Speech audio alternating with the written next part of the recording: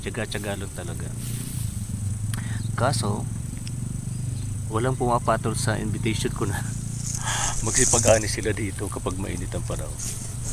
Yan, tinatamad na ang mga madlang peeps.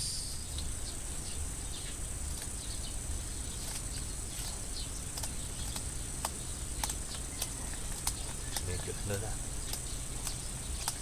mahirap ng guntingin. Yung mga doggies nakaantabay, mamaya na kayo.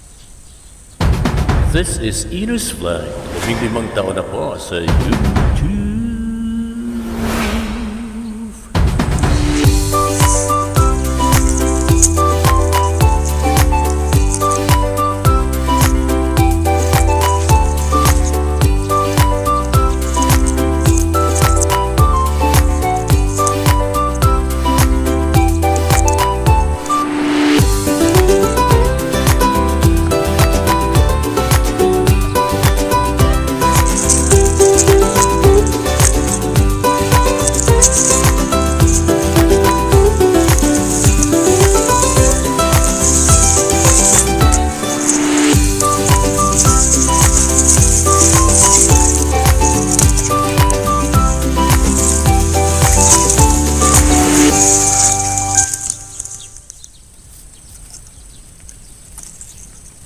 Hello Nerisan, welcome sa Inus Vlog. Today is Palm Sunday. It's April 13, 2025. Alas 5 na po, 5:20 to be exact. Andito tayo sa rice field. Medyo hindi na gaano mainit ang panahon. Yan. Nagsiset na ang sun. Pero ang activity namin dito sa palayan ay hindi natitigil. Marami pa rin nagsisipag-anihan ngayon. Humahabol sa summer Kami naman pang second second harvest na ito Tinatawag namin dito sa Bicol na daging ding. Yan. Sayang naman kasi although manipis na ang dyan pakahinog, pero palay na palay pa rin po siya. Biyaya talaga na nga poong may kapal sa atin. So kung magsipag lang, marami tayong maani dito. Tiyaga-tiyaga lang po. Kasi kung sa kainitan ng panahon naman ay ma-heat stroke tayo, kaya strategize na yung hapon na lang po kapag nagko-cool off na, nagko-cooling na ang earth.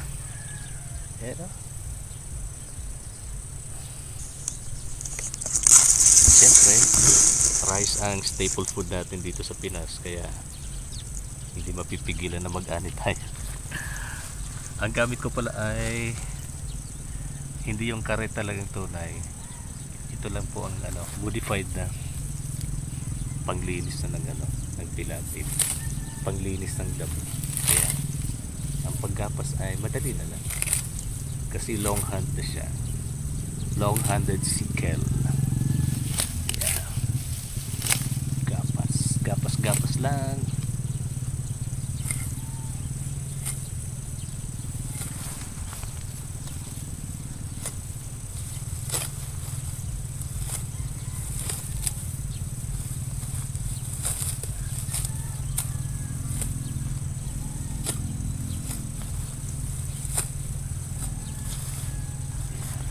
Ang prevailing price pa rin po ng raw rice, yung clean na, ay 15 pesos sa local buyers, yung mga comprado dito sa amin.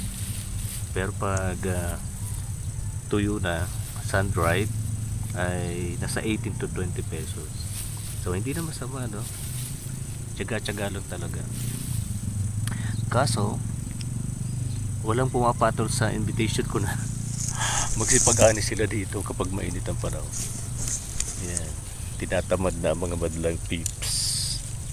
Yan, sana wag tamarin kasi kailangan natin ang palay na ginagawang bigas, syempre, para maging kanin sa pagkainan. sipag at tiyaga lang dito sa farm. Ang ganda ng tanawin.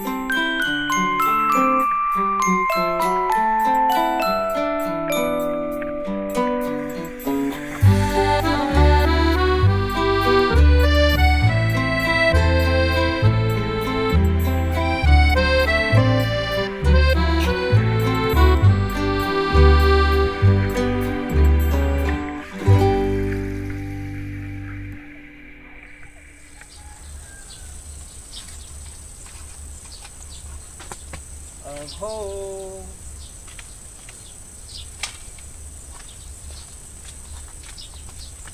Very good catch from the Bicol River, Baliwag Nuevo, Catanusan border. Medyo labing damo tayo. Medyo nakarami tayo ng bingwit ngayong Holy Monday. It's April 15. Tama ba? It's April 14, 2025. Ayan. So, linisan na natin to. Ayan o. Ayan muna natin.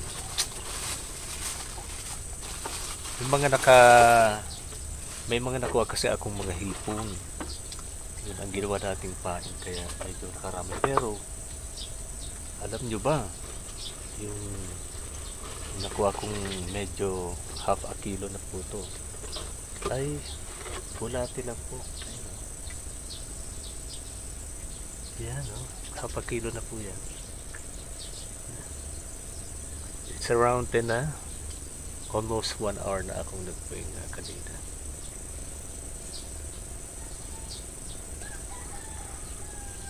It's around 10 na, so linisan na natin to. Yung mga huli natin.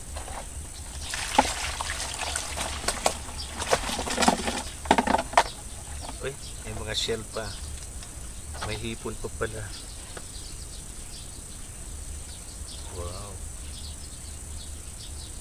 Yung mga maliliit po ay ibinalik ko. Yung katamtaman lang ay niretain ko na. So, linis-linis lang pag may time.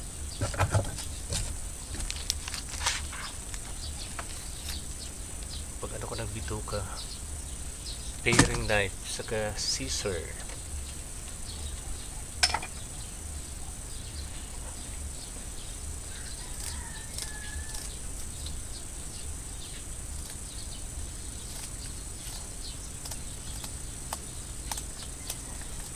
Medyo ano na, mahirap ng guntingin. Yung mga doggies nakaantabay, mamaya na kayo kapag malinis na ito. Gustong gusto niyo yung fresh hasang.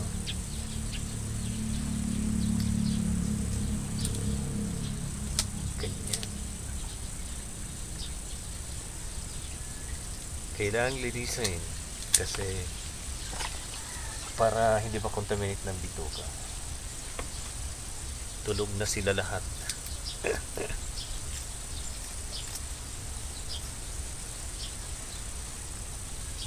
Ganyan lang po.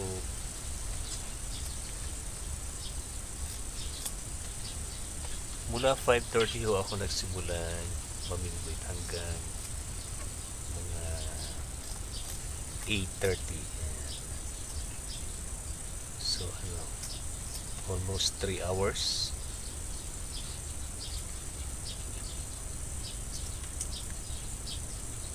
Ganyan lang po. Inaalis natin yung mga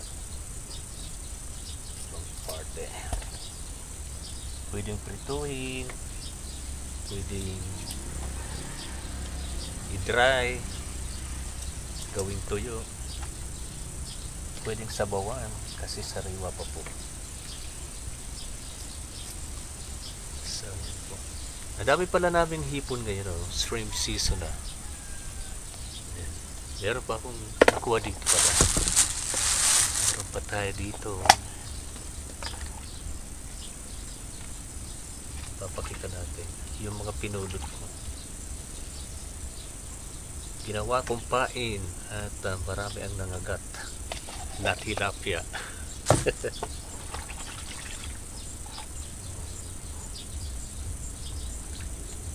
Summer kasi kaya nagdalabasan na yung mga river shrimps.